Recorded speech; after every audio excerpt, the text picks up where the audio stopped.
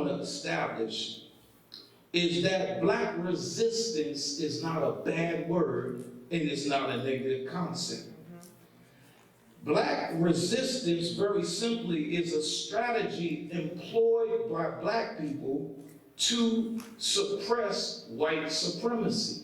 White supremacy is the age-old philosophy that white people are inherently better than black people, better than red people, our Indian brothers and sisters who had to do red resistance, better than yellow people, and better than brown people. See, I felt more comforted when I heard the young people speak the truth, so my truth is just in line with the truth that they were speaking. We have to deal with the fact that we have been watered by white supremacy, and it's time to get brainwashed. We need to get our brain washed. Somebody say true, true. All right. Next slide. When you deal with black resistance, we are resisting being in a state of sub-existence. Sub means below or beneath. Existence means to live. So ever since we came to this country, unfortunately, our people live less than human. Next slide. The first slaves came to America not in the year 1619, but actually, according to the Library of Congress, in the year 1555. It was a slave master called John Harding Hawkins, and the name of the ship that he brought the slaves on was called the Good Ship Jesus. Facts. So when we came here as slaves, we were not considered human at all.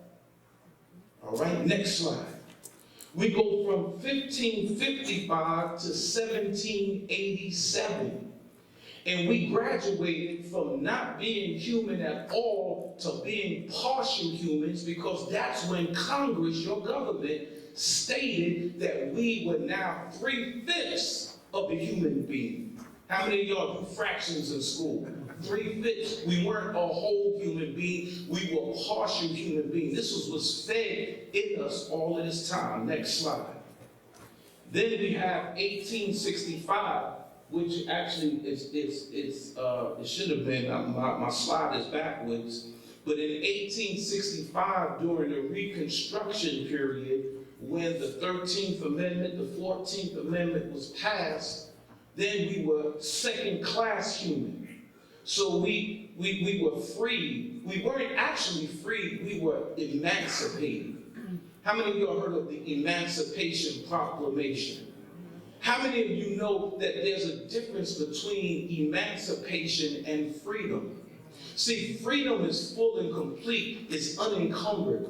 Emancipation, which comes from the word emancipare, means to be freed from someone's hands, but not from someone's control. So we were emancipated, but we were told where we could go, where we couldn't go, and if we went where we couldn't go, then they forced us not back to slavery, but back to sharecropping. Next slide. And during the civil rights era, we were unequal. So the NAACP and others fought for equal rights. Next slide. I want to discuss for my few remaining minutes some of the unsung heroes. This is what Lucas talked about. During Black history, we hear about Louis Armstrong. We hear about Jesse Jackson. Jesse Owens, and athletes and entertainers. But when you talk about black resistance, we're going to talk about the various forms of resistance. We're going to start with a brother by the name of Denmark Vesey. He was born a slave in the Caribbean, and he was brought to South Carolina, and he remained a slave until he was 32 years old, and he was able to purchase his freedom. Next slide. As a free man, he organized other black people, and his job was to kill slave owners. He wanted to kill slave owners to free his brothers and sisters who were being raped and robbed. And his desire was to take the slaves and to go to Haiti, because Haiti had just been an independent black nation, because the people of Haiti fought Napoleon, defeated Napoleon, and started the first independent black nation called Haiti. Any Haitians in the house? Saint-Passé. That's right. So this is what Denmark VC did. But unfortunately, there was a snitch or an agent in his organization, and his attempt was disturbed. But this was his attempt at black resistance. Next slide. How many of y'all heard of Nat Turner? How many of y'all saw the movie Birth of a Nation? Nat Turner was born a slave in Virginia. He labored on the plantation of Benjamin Turner. Nat Turner, the slave, Benjamin Turner, the slave master. Many of us wear the names of our slave master. So if your name was Jill Smith and you were sold to the plantation of Bill Jones, you are now Jill Jones. And if your slave master was a Methodist, but he sold you to a Baptist plantation, you had to switch your religion from Methodist to Baptist. So Nat Turner wore the name of his slave master. So this is why you see many people, when they come into consciousness, they change their name from a European name to an African or Islamic name, because that represents freedom. So once you had Lou Alcindor, what is his name now? Kareem Abdul-Jabbar. You had Cassius Clay. He's now right. So Nat Turner, he was allowed to read and write. At that time, it was illegal for black people to read and write. And he was also taught the Bible. And next slide. Based on Nat's, keep that one. Keep that one. Based on Nat's understanding of the Bible, he read a lot of stories of the children of Israel fighting for their freedom. He interpreted that he should now allow black people to be free. So again, he tried to kill the white slave owners to set his brothers free. But once again, there was an agent in the ranks. And they were able to, they killed some, but their whole movement was destroyed because of an agent or a stool pigeon, or as they say today, a snitch. And what's the lesson? When we plan anything, definitely not saying plan killing on anybody, but when we plan anything, we got to keep the ranks tight.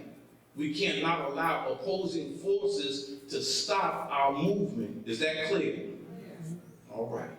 Now, let's go to the next slide. Let's go to Marcus Garvey. How many of y'all heard of Marcus Garvey? Marcus Garvey, he's the one that gave us the red, black, and green flag. I think he's going to give away some red, black, and green flag. Red stands for the what? The blood that was shed. The black stands for the people, and the green stands for the land. Marcus Garvey was from Jamaica. We have any Jamaicans in the house? Well, next slide. Marcus Garvey started the UNIA, which is the Universal Negro Improvement Association. His job, or his task, to combat white supremacy was for black people to put their money together collectively and start an independent black economy based on capitalism. But he felt that if blacks pooled their resources, if they did for themselves, then black people could be strong and would not have to be dependent on white people. He established factories. He established the Black Star Line, which was actually supposed to be the shipping company that was going to take black people to Africa. In other words, since you're getting beat, you're lynched, you're getting raped here in America, let's start our own country in Africa. You have a choice. It's called repatriation. You can go back to the place where they took you from. He began to have restaurants, grocery stores, laundries, a hotel, printing press, and again, he taught the philosophy of repatriation. So many times when you look at Black history posters, you don't see this man on there, but this man, Marcus Garvey, had more Black people, and he had millions of followers. But you know what happened? The FBI, J. Edgar Hoover, dismantled his organization, and again, he had snitches or agents, people who were scared, and it dismantled his organization, and there's no more UNIA today. Let's go to the next slide. Let's talk about the Honorable Elijah Muhammad. I heard Malcolm X mention earlier, this was his teacher. He was also the man that gave Cassius Clay the name Muhammad Ali, and he's also the teacher of the Honorable Minister Louis Farrakhan, the man who I'll talk about in a couple of more minutes. The Honorable Elijah Muhammad, next slide, started the Nation of Islam. He began to teach Black people of their religion prior to slavery. And what he did is he wanted to have Blacks to be independent. So he set up his own mosques. He was the first school system, independent Black school system, was in the 30s in Detroit, Michigan, started by the Honorable Elijah Muhammad. In fact, he was arrested and he went to jail. He was charged with, harming a minor. I forgot what it was called, because he began to take the Black children out of the Detroit school system and have independent schools. Actual facts, Black history. Started his own farmland, had thousands and thousands of acres of farmland, import, supermarkets, self-help, and he also prescribed to the philosophy of separation. So I want you, next slide, I want you to read his words. He says, we want our people in America, whose parents or grandparents were descendants from slaves, to be allowed to establish a separate state or territory of their own, either on this land or elsewhere. Next slide. We believe that our former slave masters are obligated to maintain and supply our needs in this separate territory for the next 20 to 20 years until we are able to produce and supply our own needs. Next slide. Since we cannot get along with them in peace and equality after giving them 400 years of our sweat and blood and receiving in return some of the worst treatment human beings have ever experienced, we believe that our contributions to this land and the suffering forced upon us by white America justifies our demand for complete separation in a state or territory of our own. Next slide. Martin Luther King. We always hear about Martin Luther King. We know about the civil rights movement that he started. Next slide. I'm fast forwarding because I have 2 more minutes. You know, he did the I Have a Dream speech, which had 400,000 people in Washington, D.C. in 1965. Next slide. He met the Honorable Elijah Muhammad. They had a private meeting on 2 occasions. And then you begin to hear Martin Luther King's language change. Next slide. He said, I fear that my dream has turned into a nightmare. Then when he did that speech, the day after he got murdered. Next slide. The Honorable Minister Louis Farrakhan, and I'll leave you on this. Next slide. 1995, raise your hand if you was at the Million Man March. Look around, we got some soldiers here that was here. Minister Farrakhan, he organized the largest gathering of Black men ever in the history of the United States. Martin Luther King had 400,000. He had nearly 2 million Black men on a Monday in Washington, D.C. In the year 2000, he did a Million Family March. Next slide. All of those people there. Next slide. And in 2015, he did what we call the Justice or Else, having 900,000 people. So I say to you in closing that the struggle for Black people is not over. Do you know why? Because we're still the most incarcerated. We still are the highest dropout. We still are the less employed. We still are the most not only incarcerated, but we get the highest sentences. When you look at every statistic, negative statistic, black and brown are at the top. And so we gotta change that. That means we gotta unify, we gotta organize, and we have to always resist what is not right. Thank you for listening. May God bless you. I feel I'm waiting.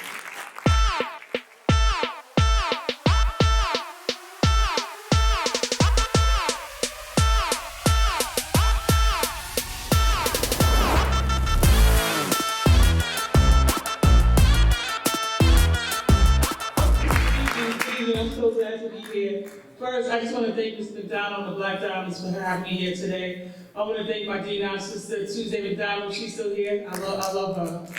My good friend, Catherine Borgia. She's still here? Yeah, thank you so much. My sorority sisters, Mayor McKenzie and Ms. Smith, just waiting for the people. Let them know you're with me. And my sister in the struggle, Dr. Marika Newville. We've been through it. We are Black resistance. I want to thank Brother Muhammad for those wonderful words. Please send my love to your wonderful wife, Judge Michelle, also my sorority sister. Today, I'm going to talk to you a little bit about, this is my agenda. Next slide, please. And I know you're thinking I can't get through all of this, but have you met me? So, next slide, please. We're going to talk about resistance. It's the refusal to accept or comply with something, the attempt to prevent something by action or argument. So resistance can be a pushback, right? It could be a hard push or a little push. It could be standing where you are when somebody's trying to push you. Next slide, please. I'm just going to play that video. This is a little bit about Black history.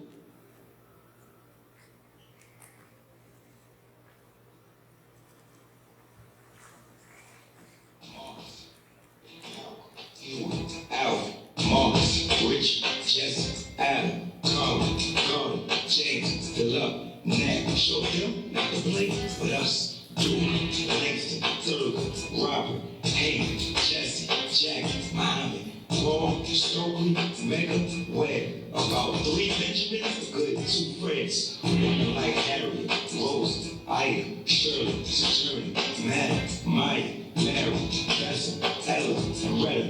Even baby boo-boos out here applying pressure. Carol, John, Booker, Sid, George, nuts if you don't know who he is. But y'all, Charles, Roy, Carter, Cecil, just for drinking them white folks' water. All kings and queens, yes, for real. Until the ones that we lost, like Emmett Till. And all those there, we gonna continue to hold it down. Say it loud, like I'm proud. And so that's just a piece of Black history. I know that was quick. I'll make sure that Mr. John gets the video. But look at some of the people that he was talking about in that video around Black resistance. So sometimes Black resistance is pushing past where other people think you can go. Like I always say, people are like, oh, I got haters. You're supposed to have haters. Only the greats have haters. Malcolm X, Dr. King, Jesus. Only great people have haters. Right? If you don't have any haters, check yourself. And I always say, I stand on the shoulders of my ancestors. I sit in the arms of the trailblazers, but I stand on the necks of my haters. They make me stronger. If you want to get back to the haters, the greatest way to do that is success. Like, I'm dope. I'm so dope. Some of y'all know me. Y'all know I'm dope. And I keep on rising because I don't worry about what's underneath me. You got to worry about where you're going. Everybody in this video is not in this video because they thought, oh, I'm going to be famous. They realized that they had a generation of Black people on their back that they had to propel into their destiny. And so it's really important to understand that I don't celebrate Black history. I celebrate Black history, Black present, and Black future. Because we're transcendent. We go through time. Black people are the dopest thing ever in the history. You can quote me on that. Let me explain something to you. Black people were not slaves, they were enslaved. They were stolen from their land, brought to this country. They were the greatest stimulus package this country has ever seen. Washington, D.C., you're welcome. New York City, you're welcome. Funding for Congress, you're welcome. And oftentimes, we believe the lie that people tell us. I'm going to say this real quick. And some of you heard me say this. This is no shit about Black people or crabs in a barrel. Anybody ever heard that? We tear each other down. Right? So let me say this. Yes, crabs in a barrel do tear each other down. But crabs don't live in barrels. They live in the ocean. And when crabs are in the ocean, and the stingray comes, which is a predator of the crab, they lock arms, dig their claws into the sand, because if you want to get one of them, you're going to get all of them. But when you take those same crabs and put them into captivity, then it's survival mode. So don't look at the people, look at the system. Next slide, please. So I just want to talk to you about some resistors and ways that you may not think of resisting. So Oscar Dunn was the first black governor in the history of America, right, during Reconstruction. Of course, y'all know they ended up killing him, right? Well, that's a long story. That's Black History next year. But today, we have Governor Westmore. Anybody ever heard of Governor Westmore of Maryland? Right? Do you know he's only the third black governor this country has ever seen? Come on! Are we serious? Next slide. And so Alpha Kappa Alpha Sorority Incorporated was founded in 1908. But around the 1930s, they decided to leave Washington, the safe haven of Washington, D.C., and travel to the Mississippi Delta, where they hang people for no reason. And they went there to take care of black sharecroppers, and they wanted to give them medical treatment. Now look how crazy this is. The people who owned the sharecroppers, we don't want to say that, but who owned the sharecroppers, refused to let them help. So the sorority had to pay white people to make sure that black people were healthy. Resistance. Next slide, please. You can play that video.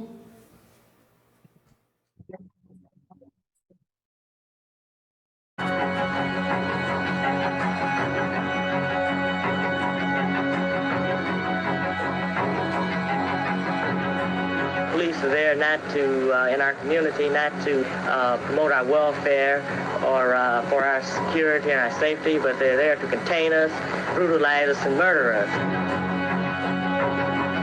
This frightened the government because this was the unity between the most oppressed of the people in the United States.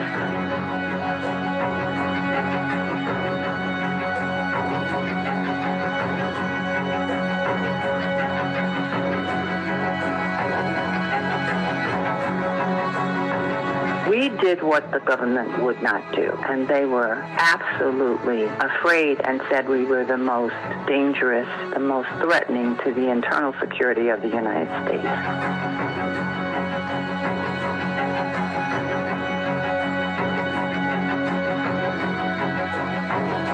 As the party grew, we were more and more stalked and surveilled by the FBI.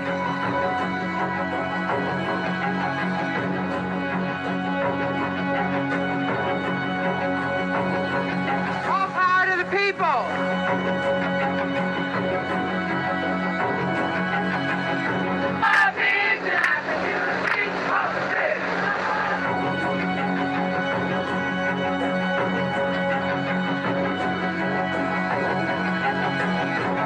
We changed language. We changed social order. We talked about the power that we hold. Our slogan, all power to the people, changed the way people thought about themselves. We were motivated by love for the people.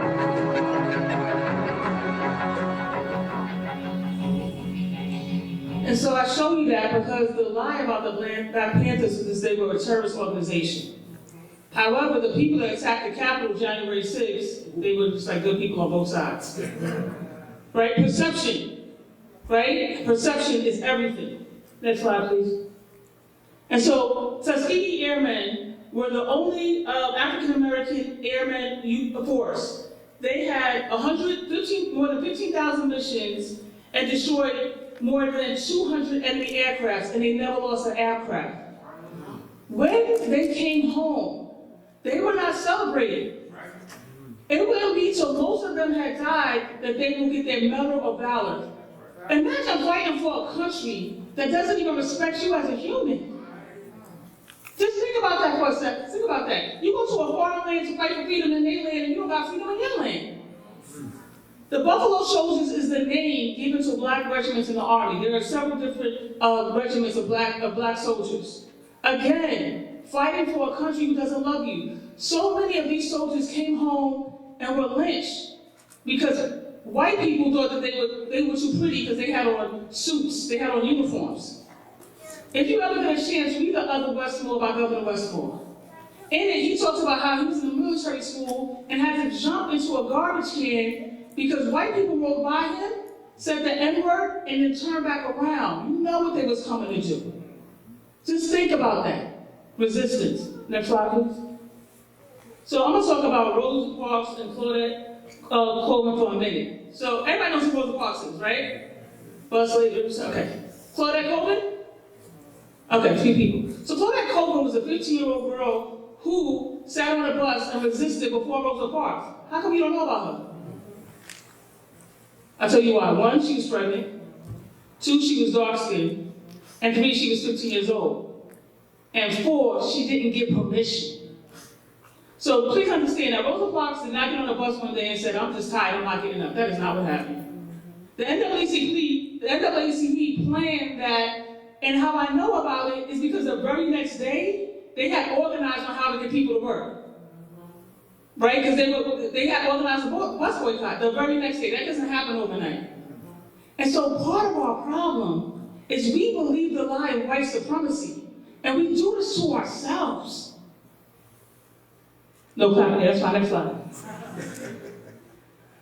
Students at the Woolworth County. So John Lewis, amazing American, sat at the Woolworth County when he was at Fisk University. Anybody know Barbara Edwards from our room? Barbara Edwards sat at the counter with John Lewis. Let me tell you that story. I'm gonna tell a little bit. So her parents wanted her to bail her out of jail, right? She sent the president of Fisk to go get her. So she said, I'm not leaving unless everybody's leaving. And she stayed in jail. You know she got beaten though. Like two black folks on black. But the point of the matter is we're better together. We're stronger together. If you look at this picture, you do not see the people sitting at the counter being violent. So what is this notion that black people are violent? What is this lie that they keep telling us? Next slide. So I'm going to talk to you a little bit about systems. Because there's this understanding of racism on an individual level. Like people say the N-word, right? And it's terrible. But here's a bigger issue. Every system here was designed to work against you. There was not a system in this country designed with black people in mind. Matter of fact, I work in the school system. When the school system was created, it was illegal for someone like me to go to school. So then we're going to put programs in school and do other things. That's not going to work. Here's the problem. If you have a rotten foundation, you got to dig up the foundation and put down a new foundation.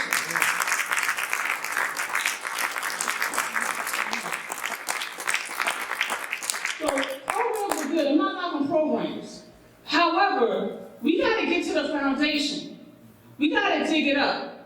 And that's the ultimate resistance, because you're going to push against white supremacy, and we know when black people push against white supremacy, white rage happens. That's what the blood and the flag was about. That's why, I'm sorry, stay right there, stay in the system. Sorry about that. And so, think about it. The criminal justice system was created to lock up black people. Y'all know that, right? This young lady just said it a little while ago. The education system was to educate white, wealthy landowners, males. Non-for-profits were created under the system they are, not because we want to help communities. They were created because so many of these civil rights organizations were getting donors. And they had no reason to turn over their donor list. Well, now if you create a law saying that we'll give you a tax break if you turn over your donor list, all of a sudden you eliminate those organizations of resistance.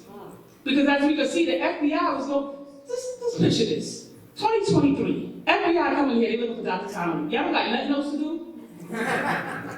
Like seriously, y'all come after the Black Panthers? Y'all don't have nothing else to do. Just think about it. The FBI, let me be very clear. The George Floyd bill, the voting rights bill, were not even supposed to exist. Because the people that are creating those bills were not even supposed to be in Congress. Every time somebody like me elevates, the hate comes. I'm getting an award from the United States, from the U.S. President. I'm getting an award from the U.S. President. You know they mad. I just wait for it. I just sit back and wait. Because understand that every time you rise up, they're going to try to stomp you down. Because there's a fear. There's fear of two things. The first fear is that you will behave in the same manner that your oppressor behaved to you. That's the biggest fear. Right? The second fear is that you will actually make change and raise a whole other generation of people that will be leaders. Let me be clear, they don't want black people in leadership. Because we change systems. Okay, next slide. I'm sorry, next slide. So we're going to watch this video, because I know you probably don't believe me about the systems, but this video is going to show you the way it works. This is Jamal. Jamal is a boy who lives in a poor neighborhood. He has a friend named Kevin, who lives in a wealthy neighborhood. All of Jamal's neighbors are African American, and all of Kevin's neighbors are white. Because Jamal's school district is mostly funded by property taxes, his school is not very well funded. His classrooms are overcrowded, his teachers are underpaid, and he doesn't have access to high-quality tutors or extracurricular activities. Kevin's school district is also funded by property taxes, so his school is very well funded. His classrooms are never crowded, his teachers are very well paid, and he has access to high-quality tutors and lots of extracurricular activities. Kevin and Jamal live only a few streets away from each other. So how come they're growing up in such different worlds with such different opportunities for success? The answer has to do with America's history of systemic racism. To understand it better, let's look at what life was like for Kevin and Jamal's grandparents. Decades after the Civil War, many government agencies started to draw maps dividing cities into sections that were either desirable or undesirable for investment. This practice was called redlining, and it usually blocked off entire black neighborhoods from access to private and public investment. Banks and insurance companies used these maps for decades to deny black people loans and other services based purely on race. Historically speaking, owning a home and getting a college education is the easiest way for an American family to build wealth. But when Jamal's grandparents wanted to buy a house, the banks refused because they lived in a neighborhood that was redlined. So Jamal's grandparents were not able to buy a home, and because colleges could prevent them from attending through legal segregation, their options for higher education were really scarce. Kevin's grandparents, on the other hand, got a low-interest loan to buy their first house and got accepted into a handful of top universities, which traditionally only accepted white students. This opened up a wealth of opportunities that they were able to pass on to their kids and grandkids. Even as late as the 1980s, an investigation into the Atlanta real estate market showed that banks were more willing to lend to low-income white families than to middle or upper-income African-American families. As a result, today, for every $100 of wealth held by a white family, black families have $5.04. A 2017 study confirms that redlining is still affecting home values in major cities like Chicago today. This explains how Kevin and Jamal inherited vastly different circumstances. Unfortunately, the story doesn't end there. A big part of systemic racism is implicit bias. These are prejudices in society that people are not aware that they have. Let's go back to Kevin and Jamal. Against all odds, Jamal manages to be the only student from his high school to get accepted into a great university, the same one that Kevin and his high school friends are attending. But after Kevin and Jamal both graduate, Jamal notices that his resume isn't drawing as much interest as Kevin's, even though they graduated from the same program with the exact same GPA. Unfortunately for Jamal, studies show that resumes with white-sounding names get twice as many callbacks as identical resumes with black-sounding names. Implicit bias is one of the reasons why the black unemployment rate is twice the rate of white unemployment, even among college graduates today. You can see evidence of systemic racism in every area of life. The disparities in family wealth, incarceration rates, political representation, and education are all examples of systemic racism. Unfortunately, the biggest challenge with systemic racism is that there's no single person or entity responsible for it, which makes it very hard to solve. So what can you do? The first thing you can do is work towards becoming more aware of your own implicit biases. What are some prejudices that you might hold that you're not aware of? Second, let's acknowledge that the consequences of slavery and Jim Crow laws are still affecting access to opportunity today. As a result, we should support systemic changes that create more equal opportunities for everyone. Increasing public school funding and making it independent from property taxes would be a great start so that poor and wealthy districts can receive equal access to resources. Systemic problems require systemic solutions. Luckily, we're all part of the system, which means that we all have a role to play in making it better. Peace.